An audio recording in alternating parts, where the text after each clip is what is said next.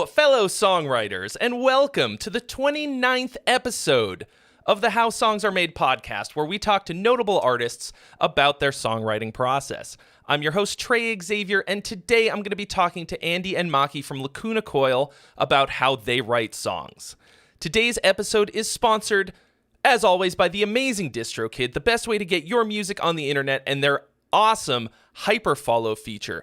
I have had to use this feature, gotten to use this feature very recently for my band's release.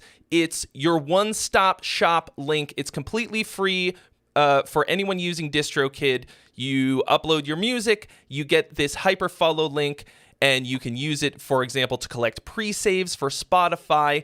It's and then as soon as the release actually goes live, it turns into a spot where you can listen to this release on all the different streaming platforms and download platforms that exist: iTunes, Deezer, the works. So if you want to check out what that looks like, you can take a look in the description, and you can see my band's release. We're called In Virtue, and the song is called Scream, and you can see what that looks like. And you can also get 7% off your first year of DistroKid with a special link in the description as well. So huge thanks to DistroKid for sponsoring today's episode. And now, on their new album, Comalize XX, is out for the 20th anniversary celebration of their breakthrough album, Comalize. Please give a warm welcome to LACUNA COIL. Yeah. Hey. Hello. What's up, guys? We got Andy and Maki, vocals and guitar, respectively.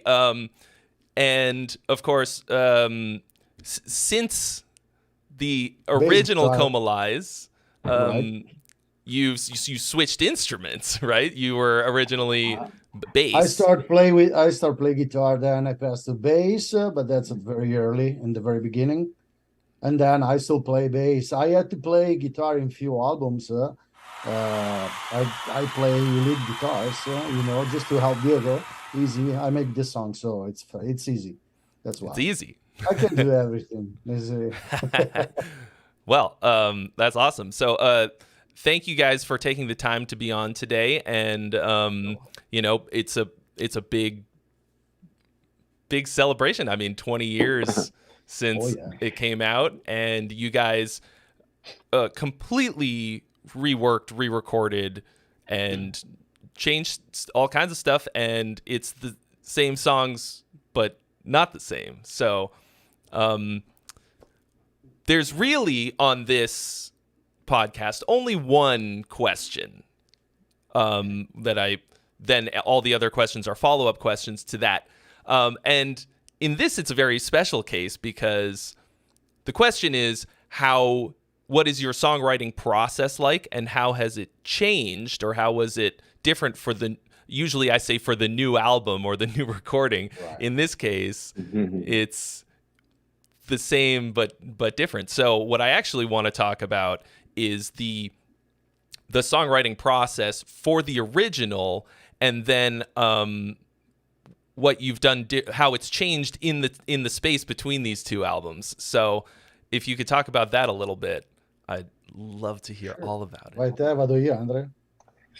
I'll do a little introduction, then Marco can explain in details. We can say that obviously 20 years ago was a complete new album. So the songwriting would have started from zero, from the very beginning. We had no songs and nothing. So normally the way we work is Marco come up with most of the music, like some demos of the music. And then me and Christina, the other singer, we start to lay down some very rough ideas.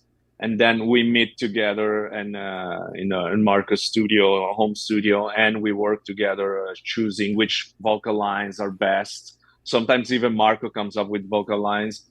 But obviously back then in 2002, we had also a slightly different lineup than what we have now.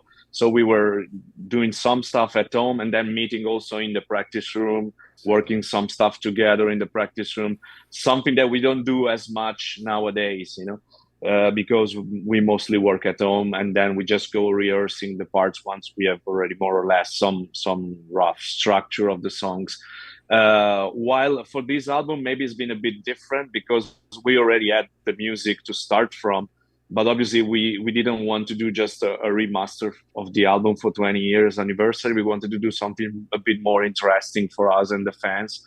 So we had to go back to the original album and try to figure out the parts, the melodies, especially because back then it was recording in analog on a tape, and so we didn't have the separate files for the music, for the arrangements, for what the guitar was doing.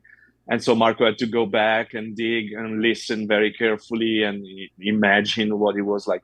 So this time was more of a deconstruct and rebuild process compared to write from zero like in 2002. It's like make a cover of your songs, basically. So it was kind of weird, hard, but fun.